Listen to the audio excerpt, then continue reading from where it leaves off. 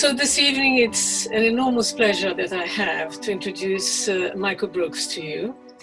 He is an author, a journalist, and he holds a PhD in quantum physics.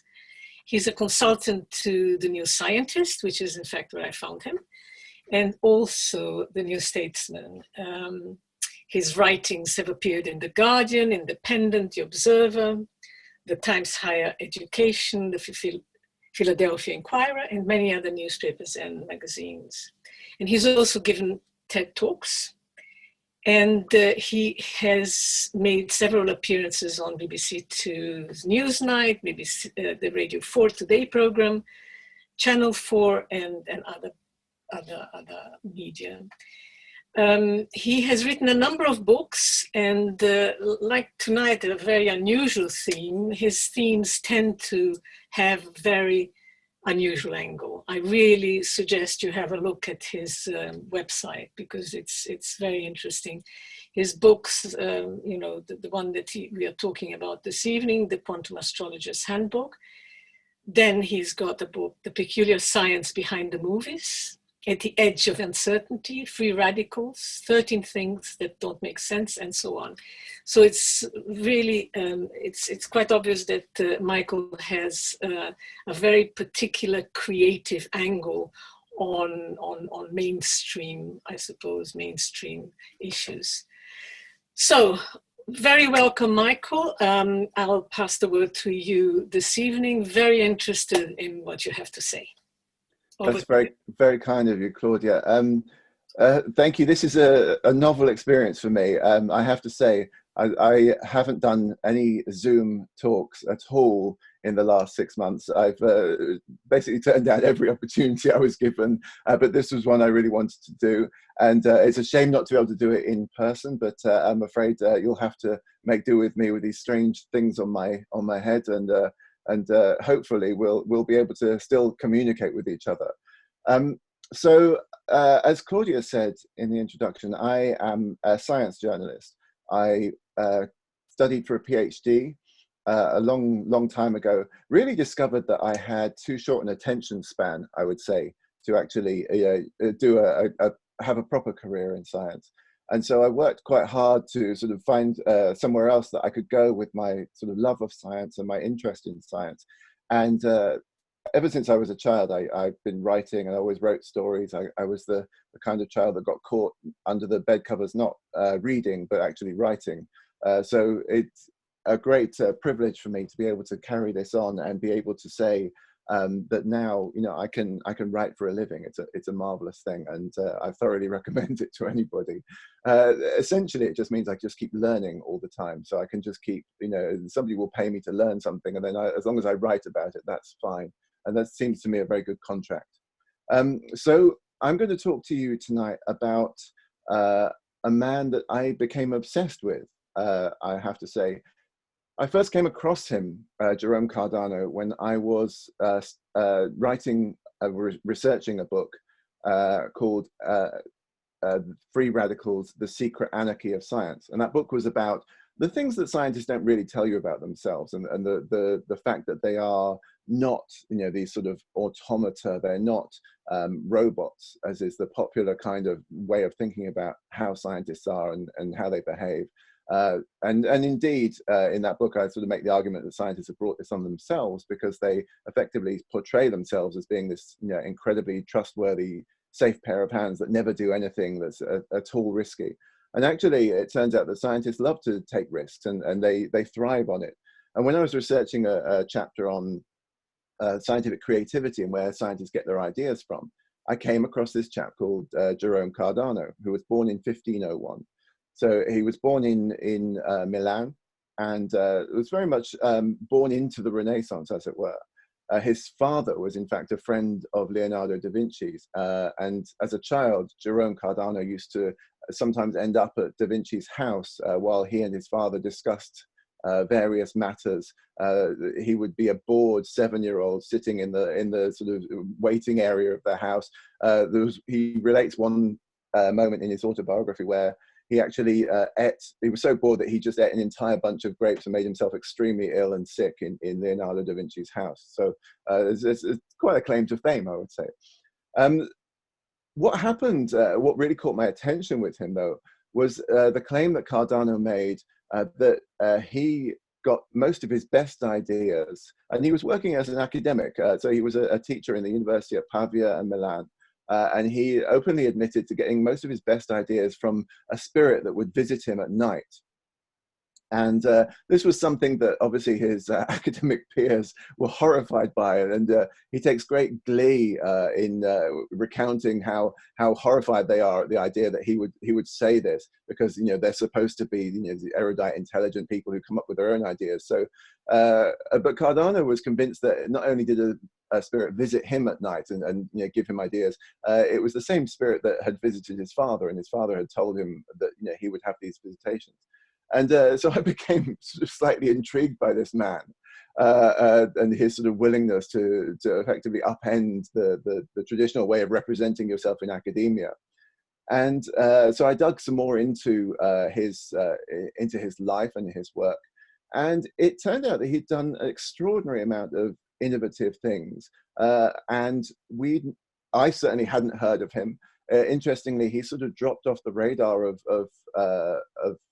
the world, really, despite having invented various things, including something called the cardan joint, which is on every sort of vehicle. It's to do with the transmission of power from the engine into an axle. And this was one of his inventions. He also invented probability theory, as we'll discover later on, and sort of various things, and essentially just disappeared from public life, probably because of various things that happened to him during during the end of his life, really. So now I'm just looking for ways in which I can advance these slides, and I'm not quite sure how I'm going to do that. You can. There should be some controls on the actual screen, just on the bottom left. Them, if you put your cursor down bottom left of your PowerPoint screen, there you go. Oh yes, there it is. You got it. Right. Wonderful, thank you. So this is an image of Cardano. He was born in 1501. His mother and father didn't stay together. In fact, he was born at a time of an outbreak of the bubonic plague, and his mother left Milan because the plague was so bad. She already had 2 children by 2 other men. She didn't really like his father very much. So in fact, he relates in his autobiography that she went to the apothecary and tried to find various poisons with which she could perform an abortion. And they all failed. And he succeeded in grasping onto life, and became actually very close to his mother during his lifetime. So that, she clearly told him about this and what had gone on, but he was sort of okay with it, it seems. Quite an extraordinary sort of way to start your life. Now, he, as I said, ended up as an academic. He actually did his degree in medicine, but he was also sort of very interesting in the way that he saw himself and talked about himself. And as I've mentioned, he wrote an autobiography. And within that autobiography, he was very self-critical and very willing to kind of sort of examine every motive and every action of his life. And this is what he had to say about himself. I was ever hot-tempered, single-minded, and given to women. Cunning, crafty, sarcastic, diligent, impertinent, sad, and treacherous. Miserable, hateful, lascivious, obscene, lying, obsequious. So not one to sort of, blow his own trumpet, as it were. A quite unusual way of representing yourself, especially at that time when everyone would really want to present the best side of themselves. But interestingly, he was not someone who you would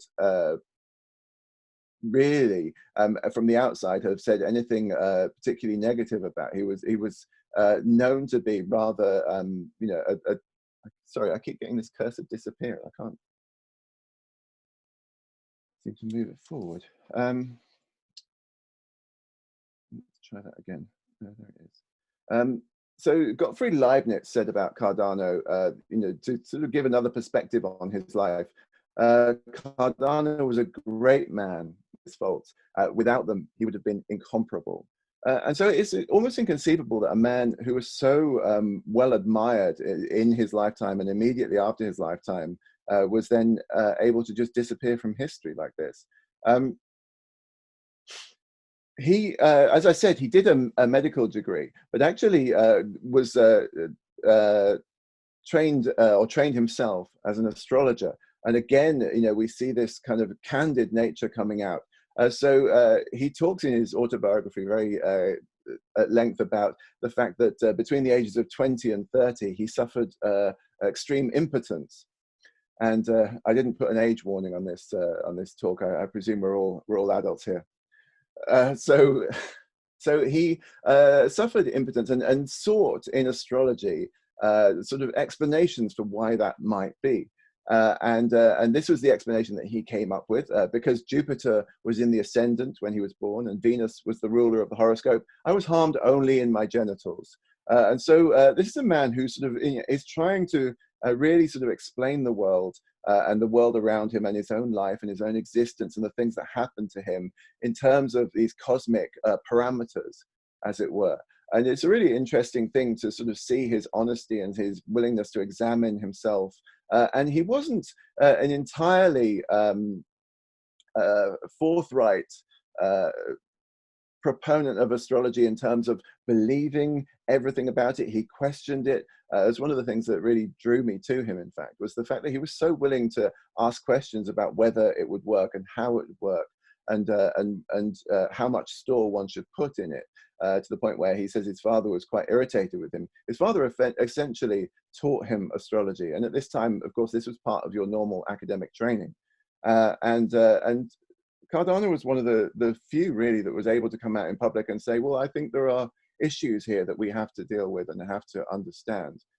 So it's a rather intriguing to me, certainly when I first came across him, sort of a modern take, if you like, on analysis of the things that you're starting to sort of have around you and see around you. He worked very hard to become a good astrologer, I have to say, and one of the reasons that we'll get to later with his sort of brilliance and obsession with mathematics was because he wanted to be able to do astrology better. And astrology involved in doing it well involved knowing your astronomy. So one of the prognosticos that he published very early in his life actually had a guide to the night sky, so that people could for themselves sort of see what the astrologers were talking about and what the movements through the heavens might be, and people could look up at the sky with the naked eye, and he would effectively in this book talk them through the things that they might see in the night sky, and thus the explanations for the predictions and the pronouncements that he was making. So Cardano was, I mean, in some ways, I think it was Anthony Grafton who wrote a book about some of his work, who said he was the Carl Sagan of his day. He did seek to educate the public in astronomy, which is a really interesting thing for that time. So as I mentioned, he was a skeptical astrologer. So this is one of the things that he writes. Might not the sun shine on Cathay, which is the name for China at the time, when rain fell upon Padua? And if the biggest star of all could not stretch its warmth thus far, how could the smaller ones seem to malign from such a height? So this is a very good question. And the idea that there is some kind of influence from the stars was very much accepted at the time, and really accepted by Cardano as well. But he also asked questions about it, about how that might happen, and why a larger star such as the sun, which after all was right there, in front of them all, and they were feeling the effects of its heat. And the smaller ones yet seem to be, powerful in terms of their influence upon the earth and the inhabitants of the earth. So this is a man who is, very much willing to ask questions and seek answers as well. Very interesting, some of his work. And I was very privileged in a way when I was researching this book that just as I started, or when I was sort of about halfway through the process, I suppose, somebody published an enormous 2-volume translation of some of Cardano's work.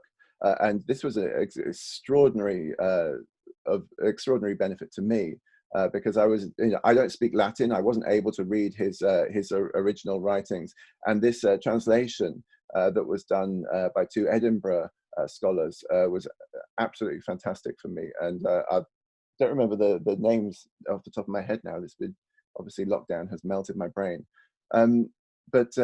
So for instance, Cardano's thinking when he's discussing in this book called De Subtilitate, so on subtlety, and he's writing about all kinds of things in this book.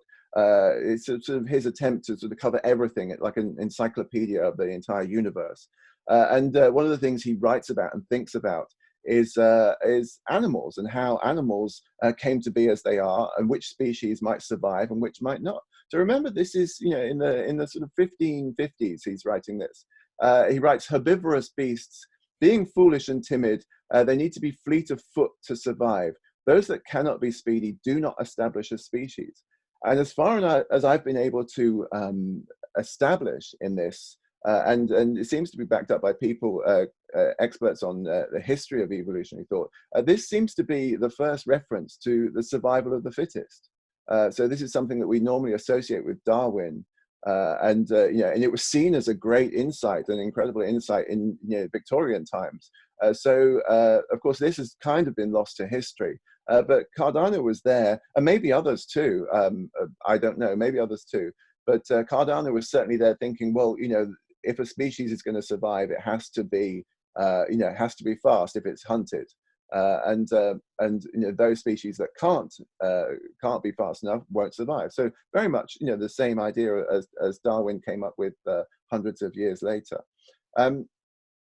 Equally, I don't want to sort of create an illusion that this was a sort of modern genius, because there were plenty of superstitions and plenty of issues with some of what Cardano would think, and a lot of what he thought at the time and things that he related, he comes across as very willing to swallow all kinds of things if they fit with his worldview. So for instance, he was obsessed by elephants. I don't think he'd ever seen an elephant, but he heard tales of elephants, and he was quite willing to put down in this book as fact that elephants revere a king and recognize and enforce an oath and worship the stars and extract vengeance from those who treat them unfairly and appear to fall short of humanity only in lacking speech.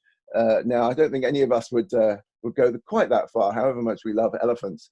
And Cardano was clearly sort of, overdoing this kind of sense of, this strange mythical beast that I've never laid eyes on, but I've heard these tales and related them. And he also relates in the same passage that an elephant is so intelligent that it won't get on board a ship unless the captain promises to return it from whence it came. So I don't know. I think these sailors may have been telling him very tall tales, and he swallowed them hook, line, and sinker. But it's an interesting thing to realize that with all his very positive thought habits, there were some ones where he just clearly was also quite credulous and naive. He worked as a doctor. As I said, he did a medical degree. Interestingly, he wasn't allowed to practice medicine in Milan because he was born out of wedlock, or that was the reason given by the licensing board. In fact, what had happened was, as a student, he had written a book and had it published, which was effectively a book criticizing all the doctors of Milan, basically saying that if you get 3 of them in a room, they'll all be on a diagnosis and prescription, so be very careful what you take from these people. That was kind of the great public service that he did, basically rendered him an enemy of all doctors in Milan. And so unsurprisingly, he was not allowed to practice, not given a license. He ended up, in fact, practicing as an underground doctor. So he could only get patients who were poor, patients who other doctors hadn't been able to cure. And then he would sort of have to creep around the city at night to go and do his visits to these people. In the end, though, he because of his skill in medicine, he was vindicated and eventually allowed to practice. And there's a sort of a story behind that I won't go into.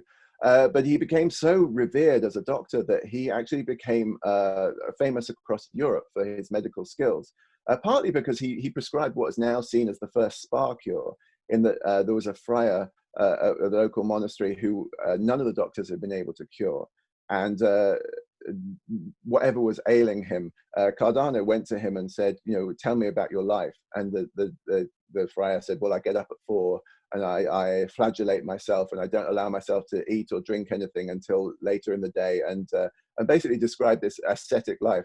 And Cardano said, well, maybe you should be a bit easier on yourself and go and have a 2-week holiday in the mountains. And he came back from this absolutely phenomenally better. And this friar spread the word that that Jerome Cardano was the best doctor in Milan. He ended up becoming so famous as a doctor that he was called by the Archbishop of Edinburgh to come over to Scotland to treat his asthma, which no other doctors have been able to treat. And so word came to him in Italy that the Archbishop of Edinburgh wanted to basically make him a very wealthy man if he would come and treat the Archbishop. The Archbishop had initially said he would travel down to Paris and meet him. That couldn't happen, so Jerome had to travel up through France. He was not allowed into Lyon, in fact, until they put on a public parade for him. That's how famous he was when he arrived at this point in history. This is a man who cannot enter a city in France without being celebrated with a public parade. He passed through Paris and was made to stay for 3 days while they put on conferences for him to speak at and consult with. So, again, just another example of this man sort of having disappeared from history. He was an enormously famous doctor. He ended up in Scotland, passed up through England into Scotland. This is the slide I've got up here is how he describes listening to the English talk. He says, when they opened their mouths, I could not understand so much as a word. They inflect the tongue upon the palate, twist words in the mouth, and maintain a sort of gnashing with the teeth. So that's apparently what I'm doing right now. His observations are really, really very interesting as he sort of travels up through the country. He finds the English to be incredibly, sort of insatiably hungry. He said almost as greedy as the Germans is how he puts it. And so he has all these sort of moments where he describes the things that he comes across. He sees coal for the first time when he's in the north of England, and ends up in Edinburgh. Treats the Archbishop very successfully by examining again his lifestyle, even the material of his pillow, for instance. He says, you need to change what you're putting under your head at night, that seems to be affecting you. The Archbishop was so pleased with the outcome of Jerome's treatment that he sort of loaded him up with riches and donkeys to carry them back down through England again. Local Scottish lords all consulted with Jerome, asked him for not only for medical consultations, but also for astrological consultations. And then while he was still in Edinburgh, he got a letter from the royal court in England.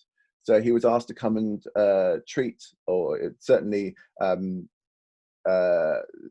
consult with King Edward VI, the young king, who was a very sickly child and very much in danger of dying, at a time when obviously there were huge issues over whether the Catholic or the Protestant faith would rule England at this time. So he accepted the invitation and went down to London and spent time with the king, who he said he had great conversations with in Latin. He was asked to provide an astrological foretelling for the king, basically asked whether to decide using his astrological knowledge whether the king would live or die in the next sort of few years. Jerome was canny enough to realize that there was a lot riding on this, and that he could get himself into a lot of trouble, and he sort of prevaricated for a while, and then came up with a forecast for the king, which basically said, he'll live to a ripe old age and everything will be fine. And then Jerome scarpered out of the country as fast as possible. I think he knew that if he gave the wrong information, he might well be held to account over it. He also refused point blank to endorse the new title of the king, the Defender of the Faith, because he was obviously an Italian Catholic, and he decided that to get involved in this kind of thing would be absolutely, the wrong thing to do if he wanted to return to Italy. Even though he was offered 1,000 crowns to actually sort of produce this endorsement, another indication of the level of his fame and influence is that his sort of endorsement of the Protestant King of England would have been incredibly lucrative for him and incredibly influential in other people accepting it. But he decided not to do that. So that obviously the king only survived, I think, another 6 months after that. And Jerome was later challenged by some of his academic colleagues about that foretelling that he made. And he said, well, I probably didn't prepare well enough. Who can say? And got himself out of that quite, brazenly, really. He, as I said, invented probability theory. It's a really interesting thing because actually Jerome invented probability theory because he paid his way through college by gambling in the taverns. And he realized that if you could understand what was going on with the dice and the cards and what the likely outcome of the next draw of the cards would be, then you had an advantage. And so he sat down and he made copious notes on what outcomes of dice throws might be and how often certain numbers would come up if you threw 2 dice. And how often certain cards would be drawn from a pack, given that how many of each card are there in a pack. He wrote this all down in extensive notes and never published it. It was never published during his lifetime, but it is the world's first treatise of probability. And because I think he never published it himself and it was sort of discovered later, then he never really sort of was given credit. And the credit was basically given to Fermat and Pascal 150 years later when they came up with exactly the same formulae that Jerome had come up with. He, despite being literally the only man in Europe who knew how odds worked and how you should bet given the circumstances, he still lost an enormous amount of money. So the world's worst gambler in some ways, even though he actually was the only one who knew the odds.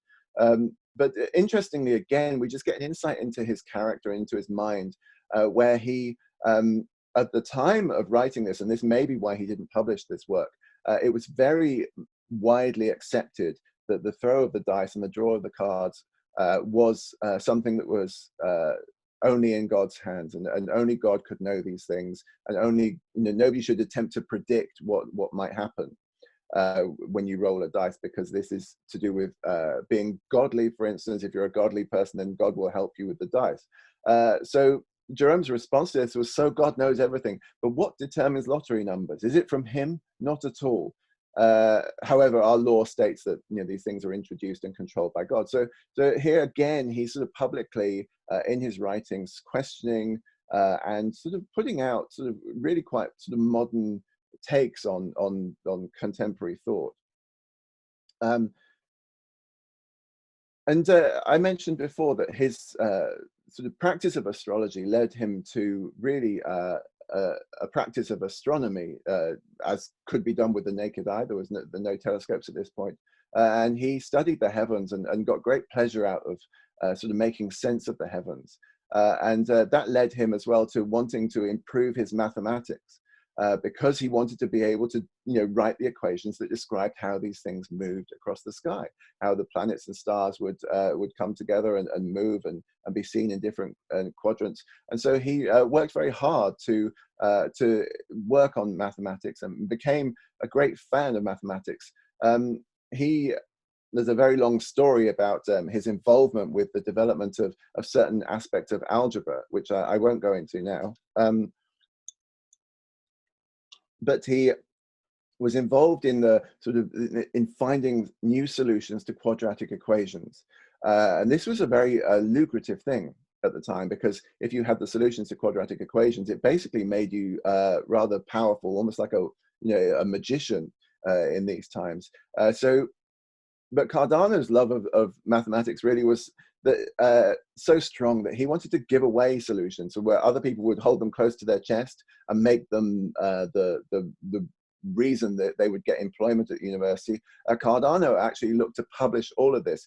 He started putting together a book called Ars Magna, The Great Art, which was all about understanding, what mathematics was and where it came from. And so he had great involvement with the development of solutions for quadratic equations, which were used by financiers and bankers at the time to calculate rates of interest. And you'll remember from school, you have an equation like that, and you get a solution like this. This is something that's actually, I don't know how widely known this is, but this equation that you learn at school, minus b plus or minus the square root of b squared minus 4ac all over 2a, which many of you can probably still recite. This equation was actually a Babylonian tool for calculating tax. So that it was developed by the Babylonians in order to be able to, for instance, work out the area of a group of fields, so you could work out how much tax somebody should pay. But interestingly, in Jerome's sort of examination of these proofs and these solutions that he was looking for, he came across something which we now know as the imaginary number. So this is denoted I these days. The imaginary number is the square root of -1. And the reason why it sort of got this strange label of imaginary is that a square root of a negative number shouldn't exist. This is the point where it would be really great if I could see all of your faces, because I would know then whether I was talking to people who could understand or are turned off by the merest mention of mathematics. But I'll carry on as if you're all still enthralled by maths as I am. So if I multiply 2 by 2, then I get 4, and the square root is the reverse of that process. So the square root of 2 is square root of 4 is 2. But actually, if I multiply a -2 by -2, a minus times a minus is a plus, so I also get 4. So when I talk about the square root of 4, I can say it's +2 or -2. But there's nothing I can square, nothing I can multiply by itself to give me a negative number. And so you shouldn't have square roots of negative numbers, because you can't get there. It's a sort of one-way process. But in his in his equations, when he was working out the formulae and solving quadratic equations, what Jerome saw was that sometimes he would have to deal with the square root of a negative number. And when people had spotted this before in history, they assumed they'd made a mistake in their calculations, or they just literally glossed over it. And what Jerome did when he came across this, he said, well, I think this is something that seems to be real. This is something that seems to be there, and we should probably work out how to deal with it. And so he kind of made the first step towards saying, this is a very strange idea that you can have these negative square roots, but actually maybe there's something here to explore. He didn't go very far. He certainly didn't go much further than that, apart from acknowledging their reality. But that was a significant step, because one of his contemporaries, Raphael Bombelli, then took it on and really sort of solved the whole problem of how to handle imaginary numbers, as we call them now, the square roots of negative numbers, and turn them into complex numbers, which are combinations of what we would call real, normal numbers and these imaginary numbers. And these things now have become central to almost everything in our lives. You can't do any engineering at all these days without imaginary numbers popping up, and you have to sort of deal with these square roots of negative numbers. All electronics is built on the back of imaginary numbers. It's sort of everywhere, but it's also, from my perspective, an incredibly interesting thing, because you'll find imaginary numbers at the very center of quantum theory, and this being my subject, and knowing as well that quantum theory is also intimately linked with probability theory, which is something that we'll explore in a moment, just puts Jerome Cardano right at the center of this sort of most modern theory, which is why I decided to designate him in my book, The Quantum Astrologer. In that, he was an astrologer who really sort of laid the foundation, the mathematical foundations for our 20th century description of the fundamentals of nature. So here, for instance, I can show you, this is the Schrödinger equation of quantum mechanics. You might have heard of Schrödinger's cat, which is a sort of a thought experiment, which is an offshoot of this equation. But just, you can see here, right at the center of this equation, you've got I, which is the imaginary number. So the square root of -1 sits there. This is sort of, you know, thing that that Jerome described as sort of recondite and possibly, you know, useless, but definitely real. It sits there at the center of quantum theory, and everything that we do in quantum theory is really built from this equation. And so you have to have these complex and imaginary numbers within our description of the basics of how reality is. So with that, I wanted to kind of take a moment really to talk about quantum theory, because one of the themes of what I want to discuss tonight is the fact that Jerome was this sort of investigative mind and sort of asking questions about the cosmos from the point of view of an astrologer. How would it work? I don't understand how this kind of thing can be. And there's an incredibly sort of strong mirroring in our attempts to understand the world through quantum theory. Very sort of quick primer on quantum theory. So quantum theory describes, I'll have to watch my my time here. I promised Claudia that I wouldn't be out more than an hour, but I can see the time ticking away now. Quantum theory describes the sort of world of atoms and subatomic particles, and at its heart is a huge mystery. And the history of the subject is that it began as an attempt to understand how light bulbs work and how to make light bulbs more efficient at the end of the 19th century. And we came up with a way of describing the atoms that would sit within the filament of a light bulb as, oops, I didn't mean to do that. Describing them as waves and particles at the same time. So we think of our bodies as being, you know, composed of solid stuff, as it were. But actually, if you want a full description of how these things behave, you have to also be able to think of them in terms of, you know, the atoms in our bodies being waves rather than solid stuff, which is a very difficult thing to deal with. And this leads us to the idea of wave-particle duality. So that means that when we have something like an atom or an electron or a photon of light, which is the sort of quantum packet of energy of radiation, we can think of these things as solid lumps, or we can also think of them as being waves. And in fact, we see from the Schrödinger equation that I just showed you that actually they have these possibilities of what's called superposition. So the Schrödinger equation is a wave equation. It describes how waves work. And this gives us, you know, good indications of what actually happens in experiments. So treating things as waves really does work. But actually, it also means that when you have something that's effectively like a wave, but also a particle, it means you can do strange things to it, and strange things will come out. So the double slit experiment is an attempt to expose this. And what it is you fire your quantum particle at two slits. And because of the phenomenon called quantum superposition, this effectively particle is able to go through wave-like through both slits at the same time. You can imagine a wave impinging upon two slits would be able to go through both slits. Well, it turns out if you fire a single photon, just one photon in this experiment at two slits, it appears to go through both.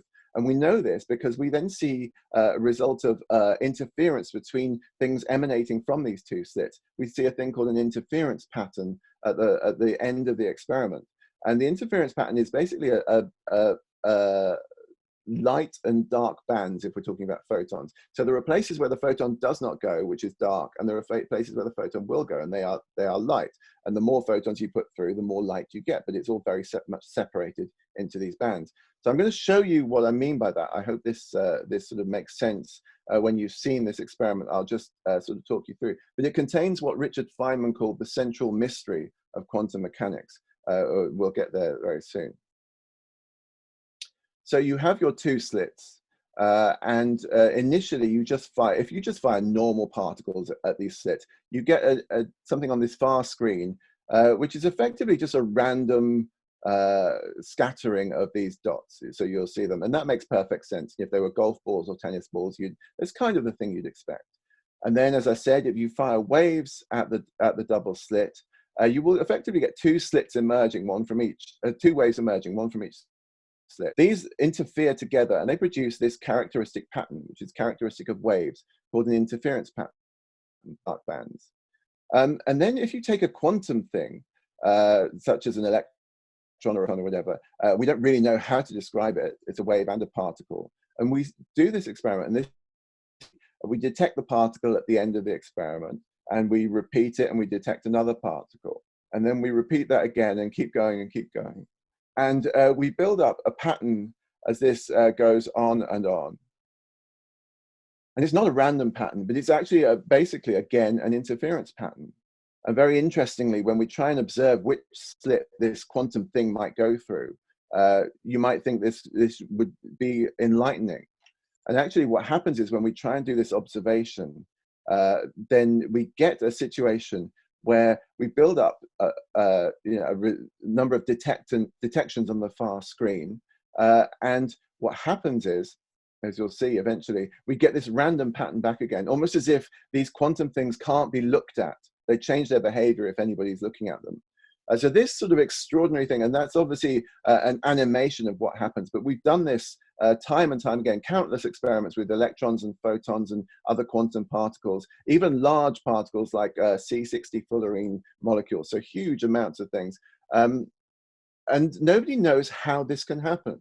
How can it be that if you've only got one thing in the apparatus, it still seems to have this interference effect as you go through, and you build up, and the electron after it seems to know that it's got certain places it can go and certain places it can't go. So it's not behaving as a normal particle, but it actually behaves as a wave.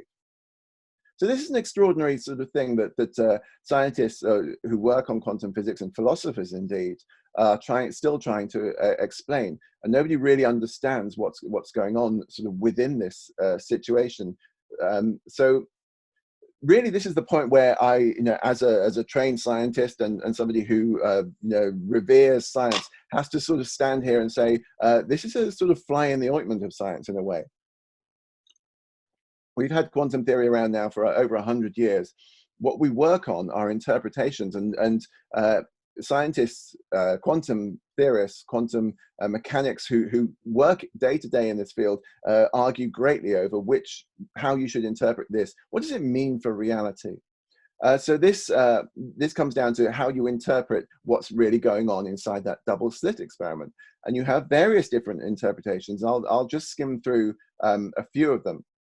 One is the Copenhagen interpretation, which comes from Niels Bohr, who was really the founding father of quantum physics, and worked in a laboratory in Copenhagen. And what Bohr said was that scientists are making the mistake of thinking that their experiments tell them something about nature. No, he said, the experiments tell you what you can say about nature, and only that. So what Niels Bohr says, and what the Copenhagen interpretation is effectively, is saying, this experiment is a black box and we cannot know what's going on inside. And all we can say is that we put something in at the front and we see something at the back. And there's nothing in between that has any form of reality that we can talk about. It's not a very helpful interpretation from my point of view, in that it doesn't actually tell you anything about the nature of reality at all, except that you're not allowed to talk about the nature of reality. So it's actually a surprisingly popular interpretation, although I would say slightly losing popularity now. But it's sort of the go-to, if you don't want to worry about it, it's sort of the go-to, just shut up and calculate, and just do your calculations and do your experiments and it'll be fine, and don't worry about what it means, which is not very satisfying from my point of view. I don't know about how you would feel about that. Another way of looking at this is that actually there are hidden variables in there that we're not really able to access. So this was the point of view put forward initially by a man called Louis de Broglie, and then by David Bohm in the 1950s, who said that maybe there's actually a wave and a particle. And what we're not seeing is the fact that this wave effectively guides the particle where to go. So it was sort of known as a pilot wave, and it's sometimes known as pilot wave theory. The problem with it, and it's decidedly unpopular interpretation, really a quite niche interpretation, although I think it has some merit. The problem is that we've never been able to detect these waves, and we really should have been able to see them by now. So again, you could say, well, maybe there's just something that's missing, these hidden variables that we should look for. Then there's the many worlds, which is growing in popularity and very much the sort of staple for sort of, you know, a lot of fiction, a lot of sort of ways of thinking about the world, which is that when the particle goes into the double slit experiment, it goes in through slit A in one universe and slit B in another universe. And what we see is the interference between these universes. And effectively, this idea argues that we are in a position where every time a quantum event occurs, and every time a quantum particle has to effectively make a choice, then we are in a situation where we sort of are entering, or there is a new universe with a sort of slightly new, different version of you within that. So within the sort of, certainly the hardcore proponents of many worlds, they tend to suggest that our consciousness effectively is existing as variants of us in other universes, which has all kinds of ramifications and difficulties in terms of, you know, understanding what that might mean, especially as we don't really understand what consciousness is. There's a interpretation put forward by a man called Yakir Aharonov, who's a very eminent, well-known Israeli-US physicist, who says that simply what we don't understand is that the passage of time is not the same for these particles as it is for us. That time is something that flows forwards and backwards quite happily in the quantum world. And he says the electrons, the photons in the double slit experiment, they know where to go because effectively they have access to information from the future. And so they know what the pattern is going to look like effectively and what their place within that pattern is going to be. And so you have this situation where Aharonov, who's I must say, a very well-respected physicist, very respected brain, is putting forward an idea that, you know, you can only explain reality if you take away this arrow of time that we all experience, but the quantum world does not. And then we have, this is just one of five that I'm putting forward today, a theory, or an interpretation, I should say, called superdeterminism, which comes from a Dutch physicist called Gerard Hooft. And again, extremely clever, extremely well-respected physicist, in fact, the holder of a Nobel Prize in physics.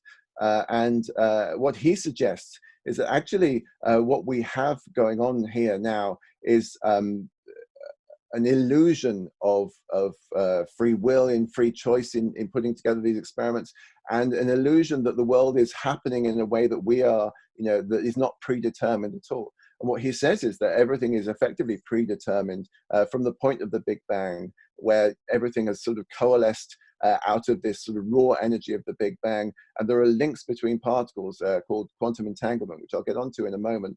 And these effectively mean that, you know, it's almost like puppet strings. And if you were able to stand outside the universe and see these links, then you would know exactly how everything is going to play out.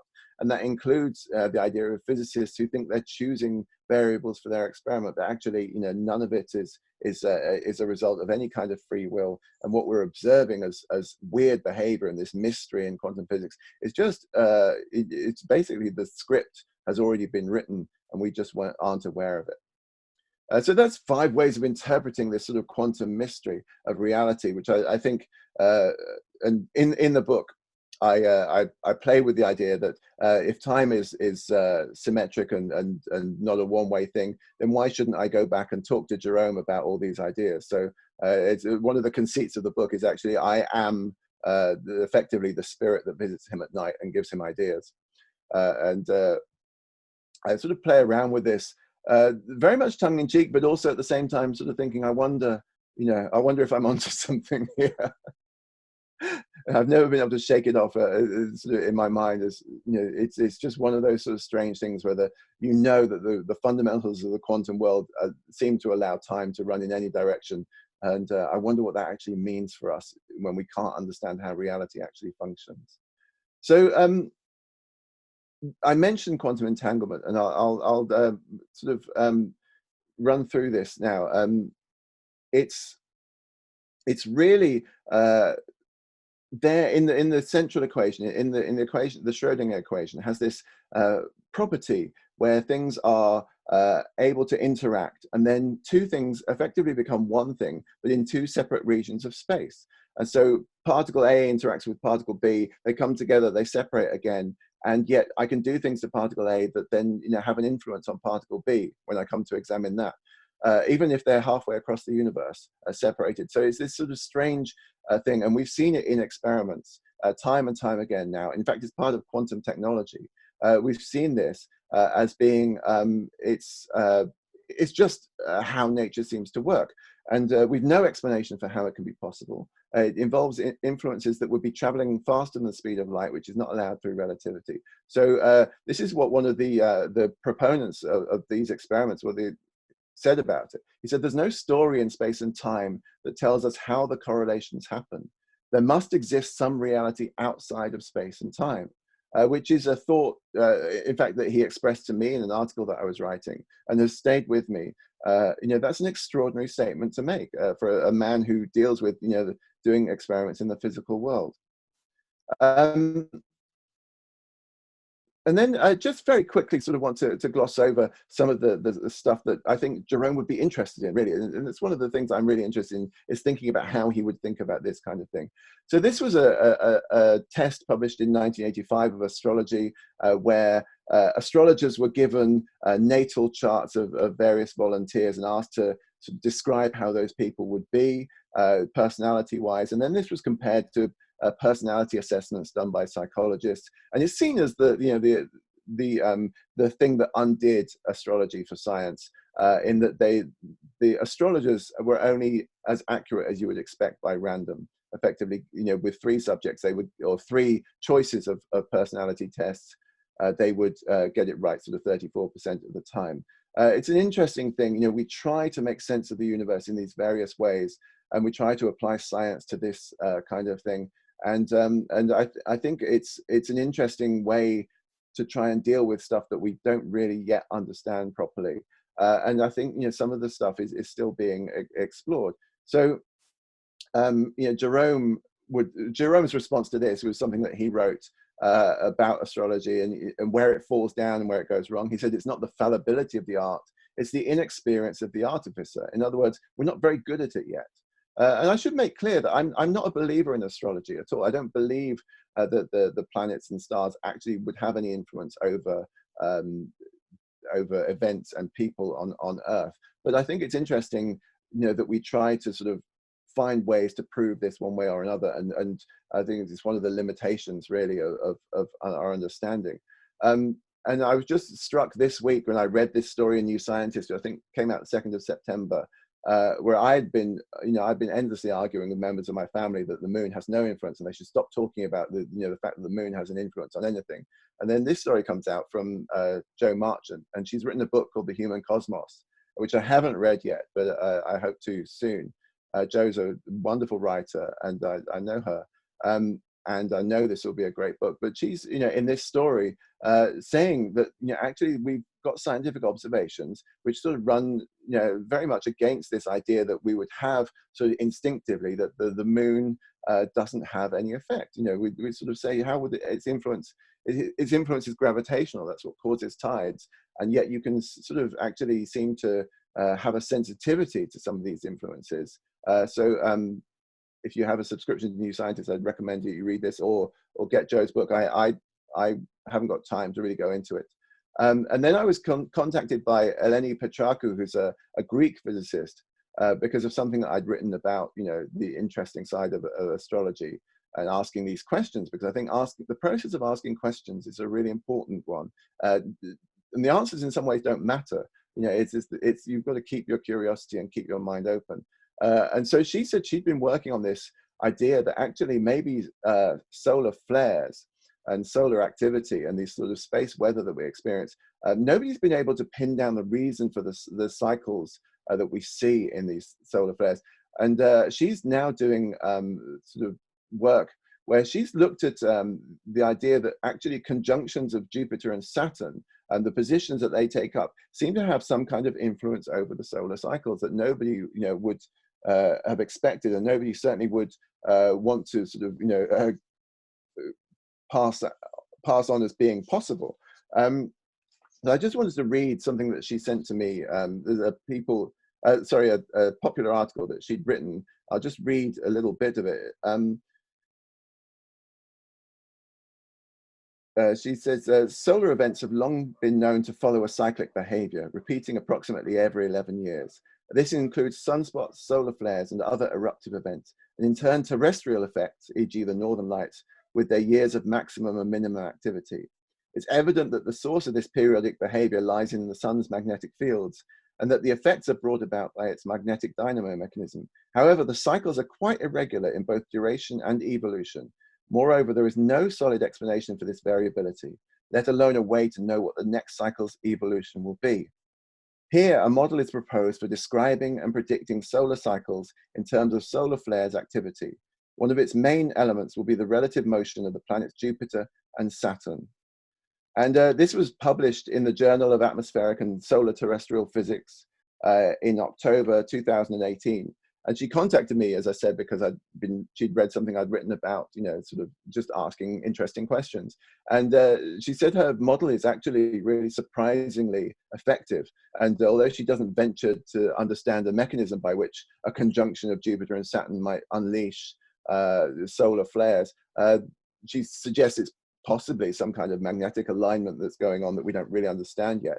And I really love the fact that she's asking this question and publishing on it. And I was very heartened to see that, really. And of course, the part of me that's sort of still very much obsessed with Jerome thinks that he would actually, you know, really love these kind of investigations to be still going on. I'm going to gloss over that because I know I'm going to run out of time. I just want to, just at the end of this, really, just give a further insight into what I think this Renaissance mind of Jerome Cardano and how well it sort of reflects on him, and how I would love us to sort of really appreciate the fact that human beings are curious and always have been curious and always should remain curious. So Cardano, about mathematics, he said it was really his way of trying to make sense of the cosmos. He said it's not only what's hidden in forms, but what is hidden in numbers that has a cause. And he sort of felt like if you could understand mathematics properly, then you would understand, you know, how the universe worked. And this is in the sort of 1550s. Interestingly, Einstein says, how can it be that mathematics, being after all the product of human thought, which is independent of experience, is so admirably appropriate to the objects of reality? So mirroring that idea that, you know, you've got to look behind the numbers.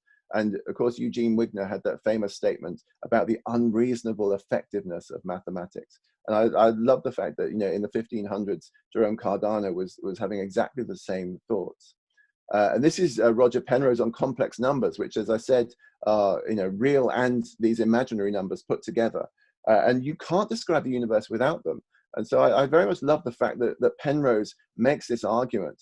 Complex numbers, as much as reals, actually, I don't know if I can read it because I've got screens across it. As much as reals, and perhaps even more, find a unity with nature that's truly remarkable.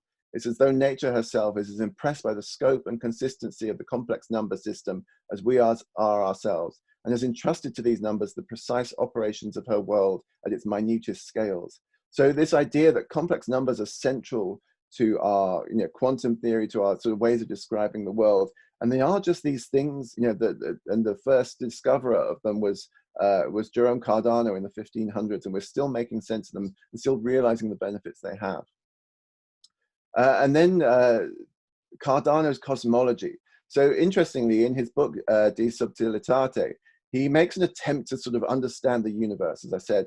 And this is his sort of take on how cosmology looks. This is what the universe looks like. He says the center corresponds to every point of the circumference and remains stationary as the sphere rotates. In this way, eternity remains fixed within the infinity of time. It does not expand, it does not grow, it's always at rest. The universe, apparently at rest, is contained within eternity, and with the universe, time flows. Now, I would challenge any of you to really make sense of that.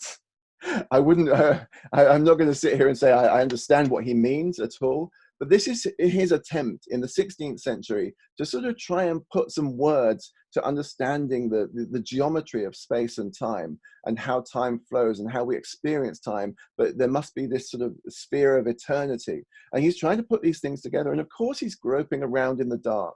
And of course, he's not really making something that we can use, something that we can make sense of particularly, but actually he's having a go. And I think and I really appreciate that fact that he's having a go. And this is, again, as I said, this is 1552 this is published. So this is a man who's sort of having a go back in the 16th century. But let me give you this example now, which comes from the 21st century. By the way, this is in his book.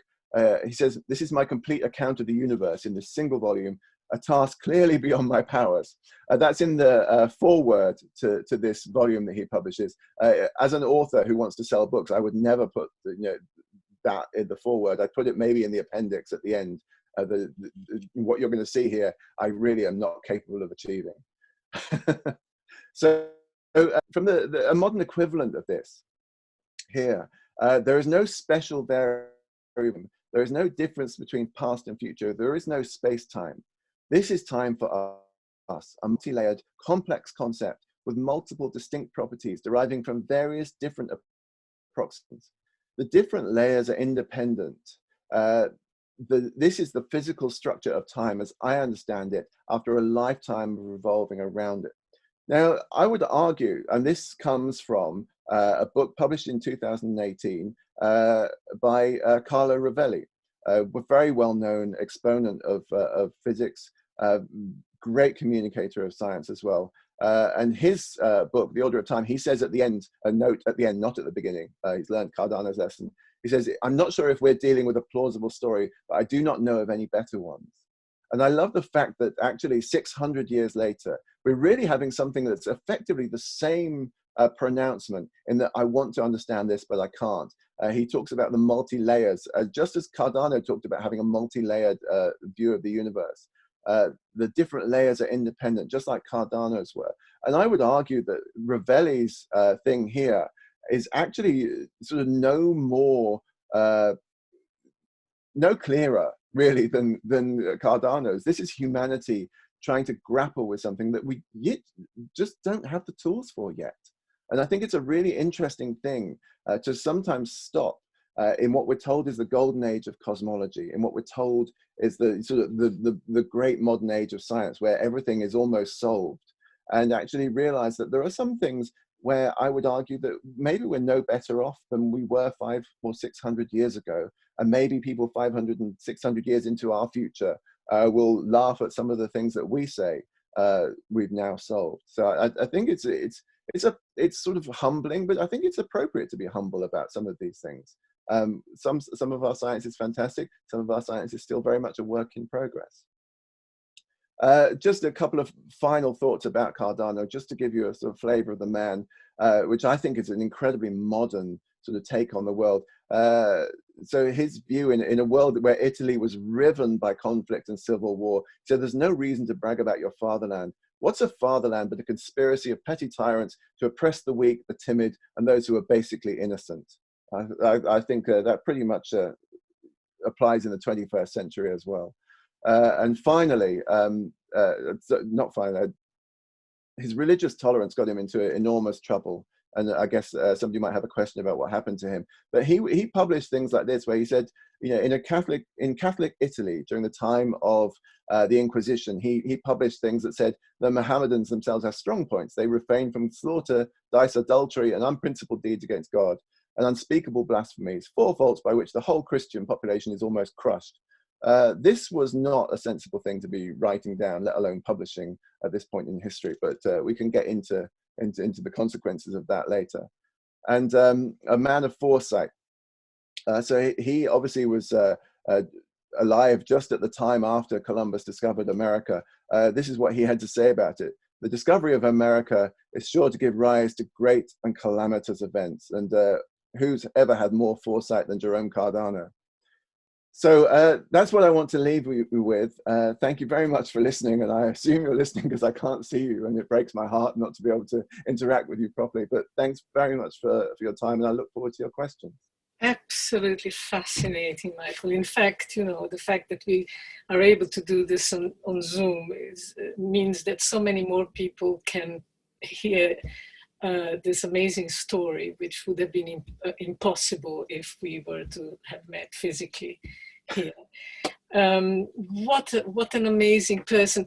Do you get a sense that Cardano was understood by perhaps the intelligentsia of his time. And can you say a little bit more about why he has disappeared at the end of his life? Yes. So he was revered, actually. He's very famous, partly because of his medicine. His medical work was really very good and very innovative, and very.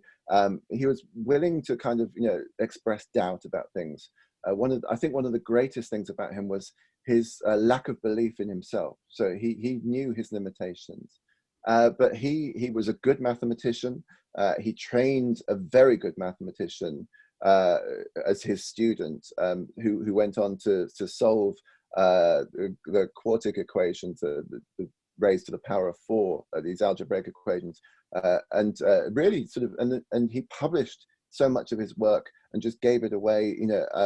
He was the most, his books, in fact, were the most pirated books of the 16th century, in that, people would just reprint them all over Europe without paying any kind of licensing or whatever. That was the sort of level of his popularity and the esteem in which he was held. His colleagues became extremely jealous of him.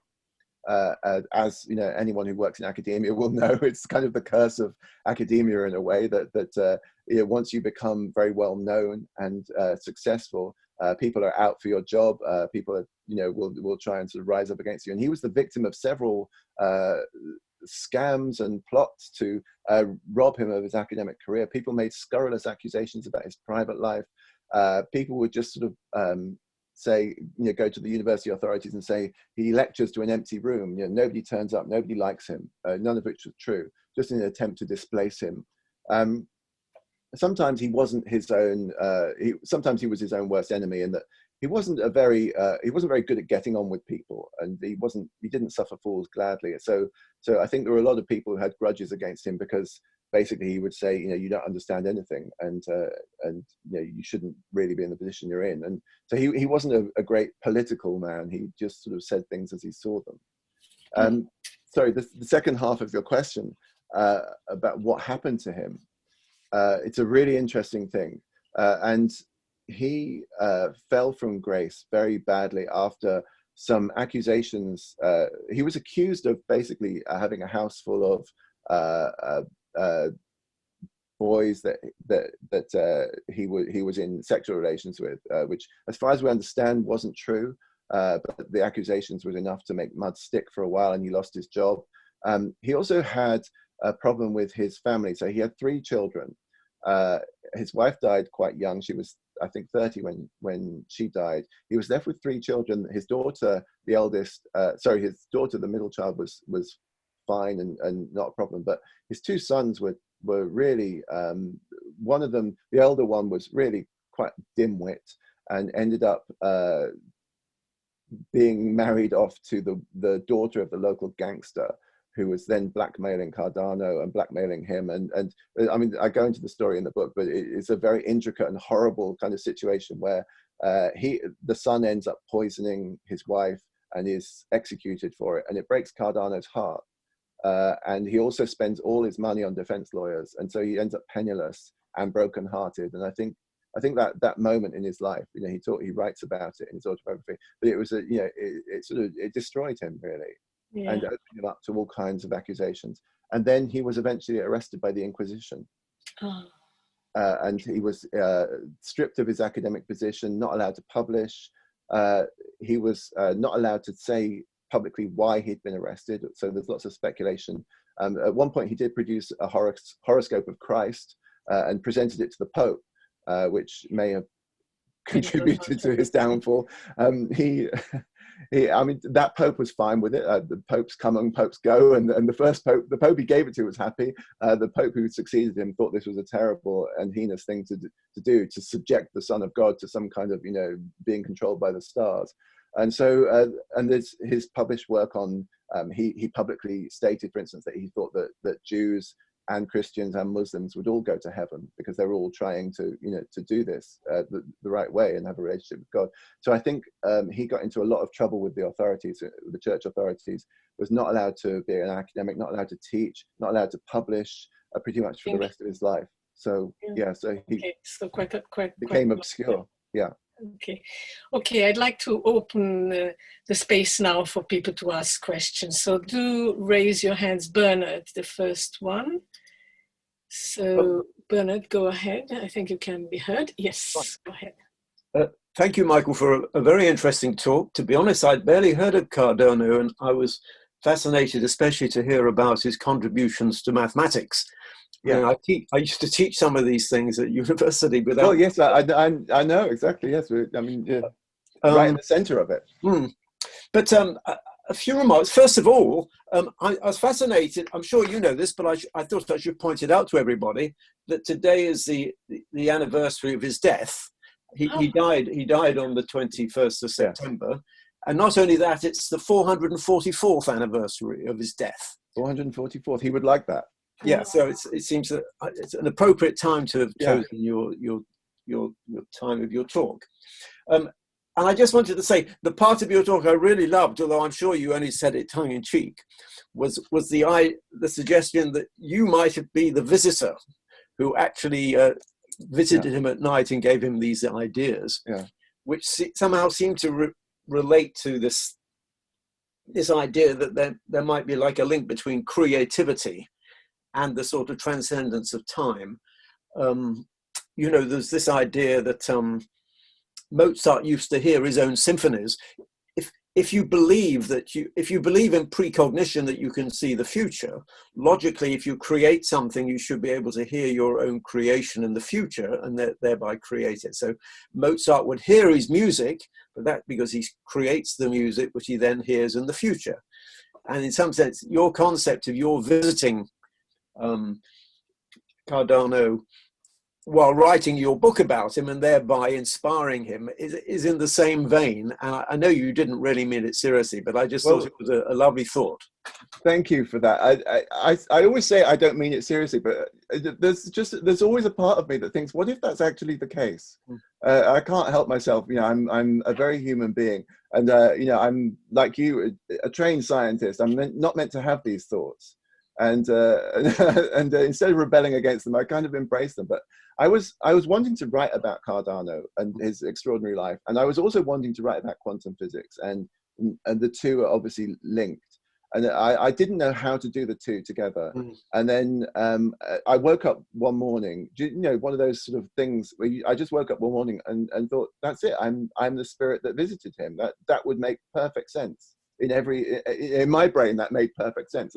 That's why I know about him. That's why he knows, you know. And so we have these conversations in the book, and there's a part of me that can't get away from the idea that we're somehow, you know, we have this link, and I know it. You know, the scientific part of my brain knows that this isn't true, and yet there's a part of me that sort of the degree of obsession. I should say I wrote this book without any kind of contract, without telling my agent and without telling my publisher, because I thought it was too ridiculous. And I thought they would just laugh. So I thought it was easier to sort of beg forgiveness than permission, as it were, and presented this book once it was done. So I had 8 years of working on it in my spare time, and sort of trying to craft it and trying to make it work. And so it very much became part of who I was, and to the point where, you know, the book I was telling Claudia, I've just finished writing my next book, and it's a book about mathematics and the glory of mathematics. And I was sort of halfway through it, and I suddenly had this thought: this is if Cardano was, you know, in possession of me, this is exactly the book that he would want to write. You know, so again, I had this sort of strange thought of, you know, is this me sort of channeling the spirit of Cardano just because of his obsession with mathematics? But of course, you know, I can rationalize it as, well, of course, having studied Cardano and what he did, I became more and more interested in mathematics. But I like these poetries. I don't mind this poetry. But if you believe that there is such a thing as precognition, and some people would argue that there is evidence for that from parapsychology, even though obviously most physicists don't believe that. Yeah. Then there's, in principle, it's entirely logical that you could, in principle, be connecting with him in the past, or he could be connecting with you, and you know, over that 440 years, he could be having a conversation with you. It's I very much want that to be the case. I just wish there were evidence to, you know, more concrete evidence to suggest that is a possibility. That's all I can say, really. Thank you. Thank you very much, Bernard. Okay, we've got now a question from Marilyn Monk. So I've unmuted myself. Thank you very much, Michael. I very much enjoyed what you said. You're very I welcome. particularly enjoy the statement that there must be a reality outside of space-time. I mean, for me, one can't have a concept of anything without accepting as opposite. So the concept of space means there's also no space. The concept of time equals also that it's no time. And when you think that our space and time is created by the Big Bang, the time from the Big Bang till now, the space that the universe has expanded to. So time and space is defined by the Big Bang. But outside of our Big Bang, does that mean there's no time, no space? Or that's but lately, I suppose what interests me lately is the use of word mind as a substitute for consciousness, because I know I only see mind as a mechanism that's only concerned with survival of the physical being, or who the physical being considers itself to be, the ego. Because if you actually watch mind, because we think of mind as a thinking process, it's only ever in the past or in the future. Yeah. It's always concerned, you know, where have I just been and what am I just going to be doing next? So it's a survival mechanism, detecting danger and organizing life. But it's always projecting from past to future, but it's never present. And then there's this generally held, experience and belief that no mind equals that you're outside of this particular material universe somewhere else, while you've expanded into a much bigger belonging than you were in before. So is mind the illusion? Is it mind that creates time as an illusion? I mean, these sort of questions really interest me, because the other universe you talk about is just, I see it as a blueprint of probability of all possibilities, like a big Lego set. Got a big Lego set, and already before you start to put it together, there are a certain number of forms that can be made as possibilities, each with their own probabilities. You know what I mean? These ways I've been thinking. Does that fit with what you think? Well, first of all, I should preface anything I say with, I am not qualified to give you a great sort of insight into mind, even things outside of the universe, or the space and time, as you rightly say, that we consider to be our universe. The Nicolas Gisin quote that I had there, it blows my mind, if I can use that phrase, that we do what is now a very simple experiment involving quantum entanglement. And he says the only way we can explain this is that there has to be something beyond the space and time in which we operate. What that is impossible for us to really find out in any scientific way, because we can't do experiments outside of time and space. It's a very difficult thing to do. And so, we're left with speculations as to, what entanglement might be, how it might work, what there might be that's outside of space and time. We exist within this physical universe. We're existing within space and time. Einstein's relativity and almost everything that we discover about time tells us that time is some kind of illusion. The time that we experience, the arrow of time, the past and the present, and the future, seems to be something that happens within our minds, I would argue. So I would agree with you on that.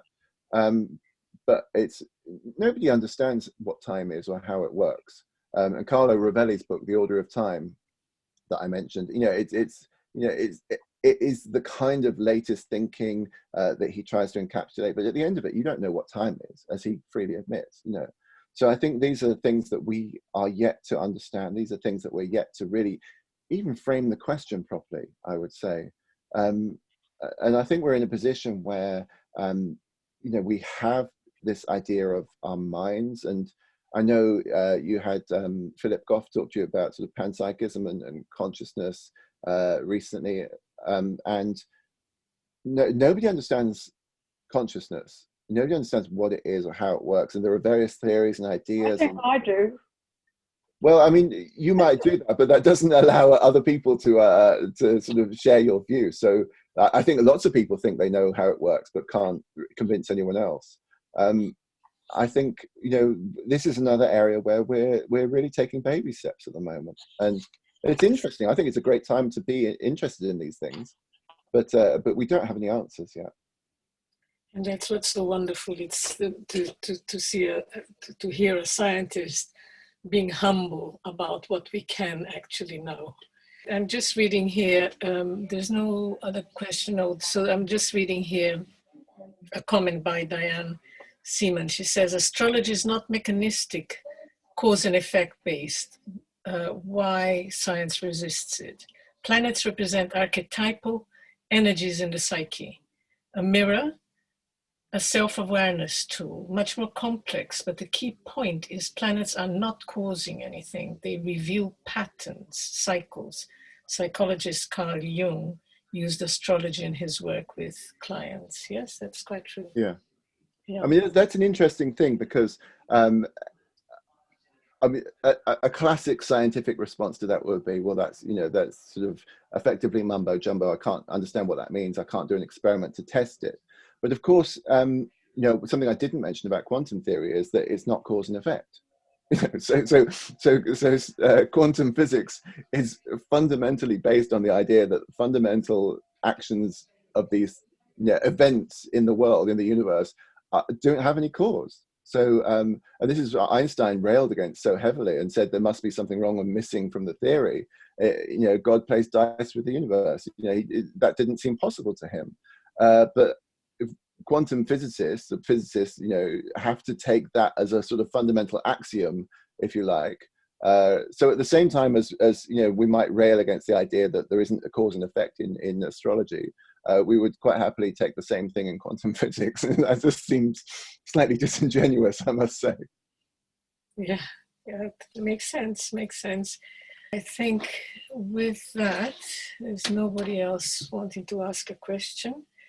I think we will then come to the end of this evening, which was fascinating. I mean, I'm really grateful to have been introduced to Cardano. I hadn't heard of him, and I certainly will look him up. Thank you so much, Michael, for this evening. I think it was a fantastic introduction to an amazing person.